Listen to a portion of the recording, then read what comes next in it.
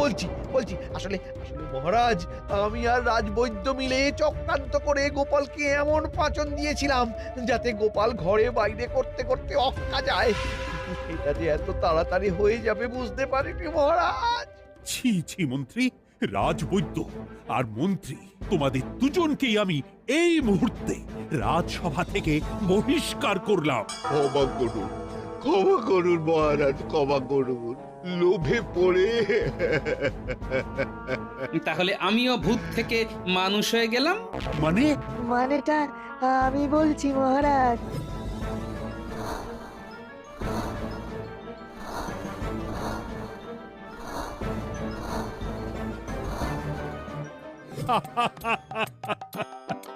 তার মানে এই সব কিছু মন্ত্রীকে শিক্ষা দেওয়ার জন্যে। হ্যাঁ মহারাজ, ঠিক তাই। ও গোপাল, গোপাল, গোপাল।